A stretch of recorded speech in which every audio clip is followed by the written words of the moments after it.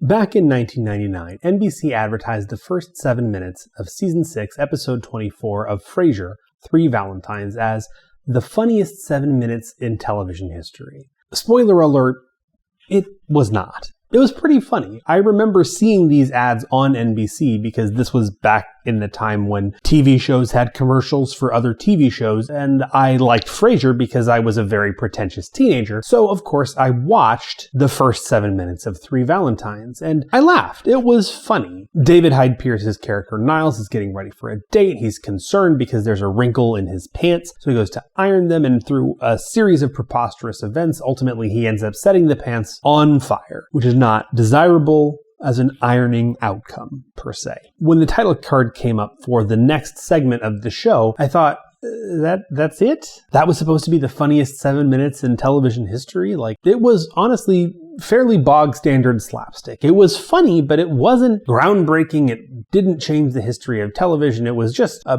pretty good intro for a show. I tell this story so that you will know that when I say that Season 2, Episode 24 of Bluey, Flat Pack, represents the absolute pinnacle of artistic expression available to human endeavor, I know exactly how disappointed you'll be if you don't agree with me.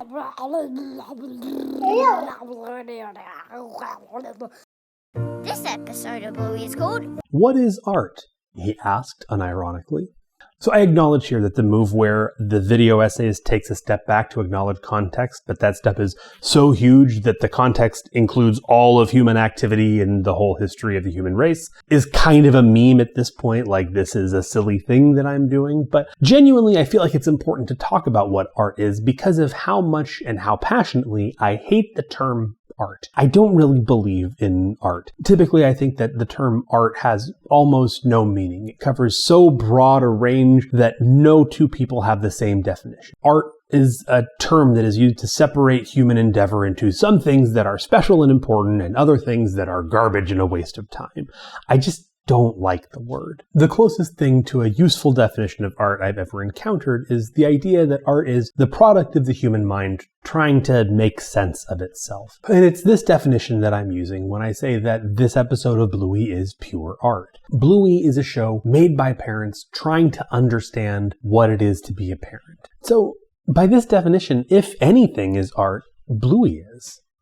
Flat Pack attempts to reconcile the epistemic divide between science and religion, while also exploring the internal parental tension between mortality and legacy through the metaphor of assembling a piece of flat pack furniture on a patio, while also making fun of itself for doing all of this. And it manages to pull it off pretty beautifully in about 8 minutes, which is much less time than it's going to take me to explain what exactly this episode is doing.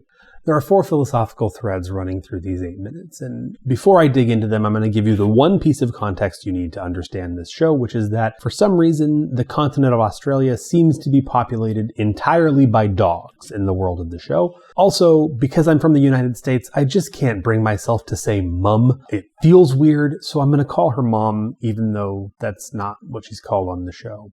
This episode of Bluey is called The Easy Part, Evolution.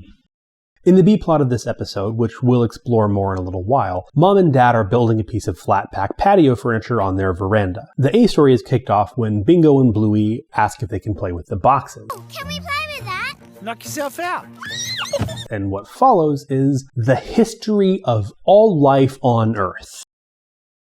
It feels ambitious for an 8-minute episode of a kids show, but that's what they do. Bingo and Bluey spend a lot of time pretending just generally, but in this episode, what they are pretending is shaped by what becomes available to them. They start off with some bubble wrap, which they decide is water, so they're fish. Dad sends down some cardboard. The cardboard is land. They decide that they're frogs. They get some cardboard tubes that they put on their tails. Now they're lizards. The land is taken away. What are they going to do? It's replaced by a volcano. Now they're dinosaurs. The dinosaurs become birds and they take flight. Then they hop branches on the evolutionary tree because they're given a bag full of styrofoam packing peanuts, which they they hide underneath as tiny mammals that live in the snow. Dad brings down a completed piece of furniture, and they start climbing on it and swinging from it. Now they're monkeys. He takes the piece of furniture back, and the monkeys descend from the trees. Now they're cave dogs, and they start doing cave painting and telling stories. When Mom and Dad are done, they're given a tool and the remainder of the packaging, and now they're tool users. They become builders. They build a city. They build a spaceport. They build a spaceship, and at the end, Bingo boards their spaceship and takes off into the endless unknown. Let's pause here and notice that this is a beautiful, incredible, child-friendly explanation of how evolution works. Not just the relatively simple story of how one life form evolves into another, but specifically the relationship between environmental change and evolution. Each time the children change what they're pretending to be, it's in response to a change in their environment. It's Darwinian evolution at its simplest, explained in a way that kids can pretty much follow, which I think is impressive. When Bingo blasts off into space, she doesn't say they should have sent a poet, but that is the level that this show is working on. And let me show you how I know. Look at this frame. Does it remind you of anything?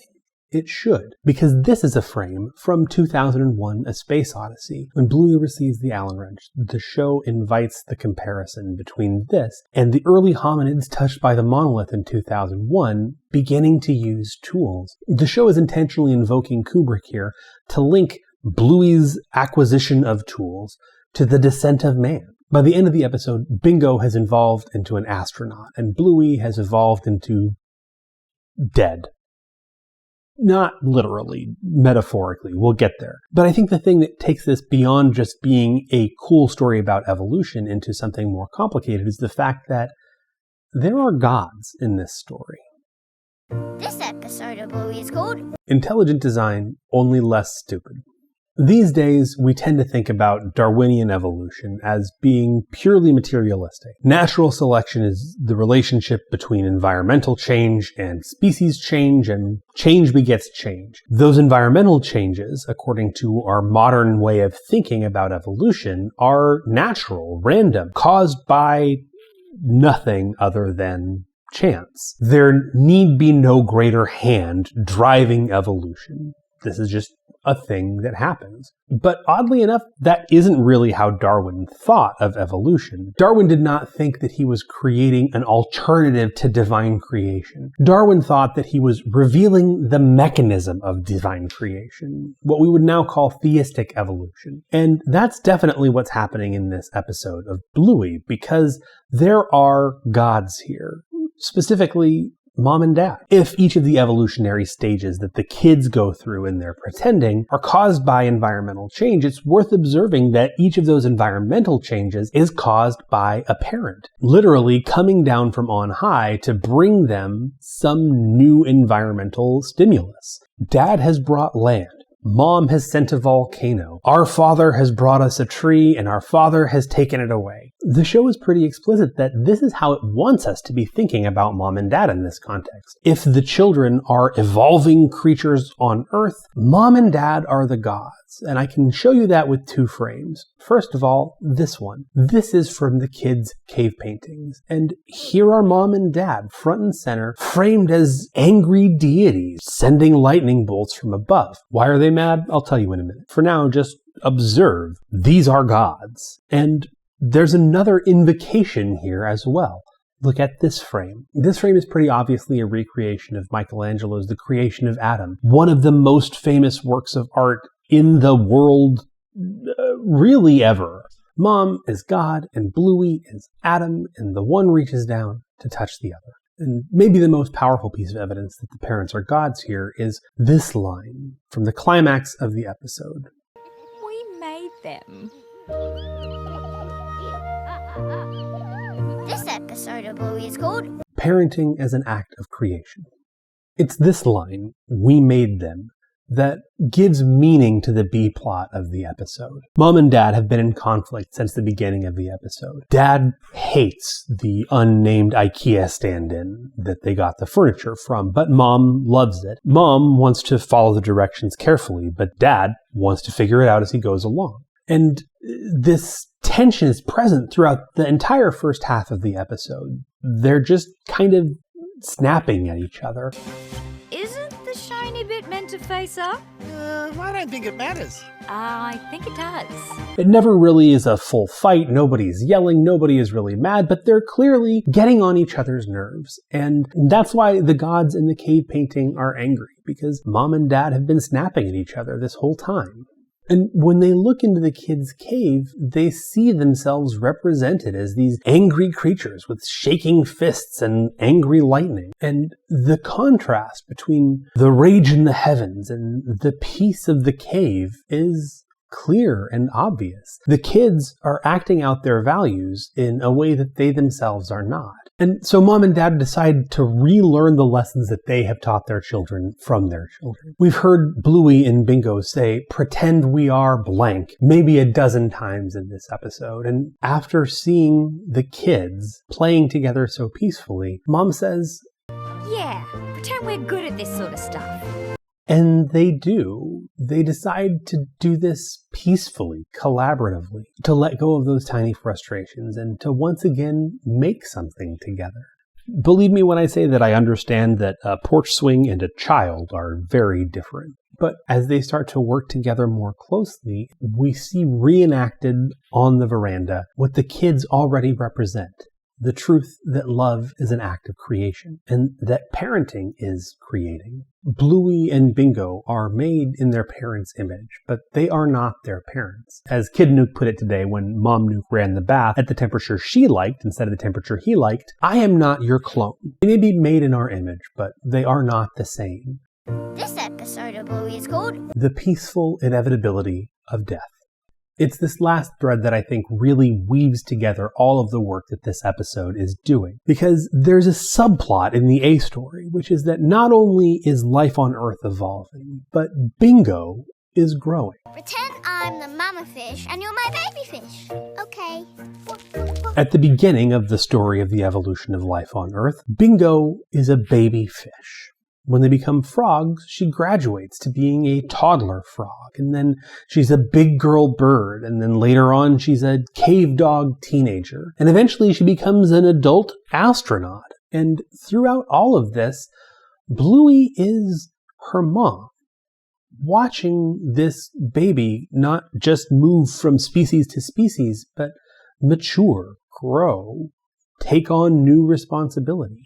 Along the way, Bluey teaches Bingo all the stuff that she needs to know. Pretend there's flies. Little. Yeah, and I teach you how to catch them because I'm the mummy lizard.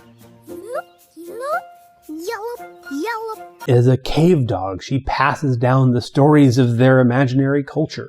And each time that Bingo says, "Pretend I'm older," Bluey makes this face. And it is a face that stabs me in the heart because it is a face that I am making inside almost every day as a dad. Baby Nuke is almost 2. She's not really a baby anymore. She's a toddler. She can walk, she can talk, she can tell me what she wants. She knows where to find every single pen in the house, no matter where I hide them. She insists on setting the table all by herself, no matter how many dishes she has to knock over to do it. She doesn't like sitting in her high chair anymore. As soon as she can, she gets out and goes over to crawl onto Kid Nuke's big kid chair and eat his food and drink his drink. Because she is growing. She's not a baby anymore. But each time she does something new that is beyond what I previously thought her capable of, I am so proud. And also, I make that same face on the inside because as a parent, it is just impossible to believe that that little creature who couldn't roll over has become capable of this. And again, this is all on purpose because watch the way that Bluey sends her daughter Bingo into space. She walks with a hunch. She's using a cane now. There's no reason for Bluey to be aging within the world of this story, but she is. She's at the end of her life. Once Bingo is off in space, Mom's hand reaches down from above and brings Bluey up to join her ancestors. And if it wasn't clear enough already, Dad says it out loud. This is heaven. And this is it. This is the best case scenario for every parent. Someday, I will leave and they will not. And dog willing, the things that I have taught them will carry them to the stars. But on the other hand, I'm not taking advice from a cartoon dog.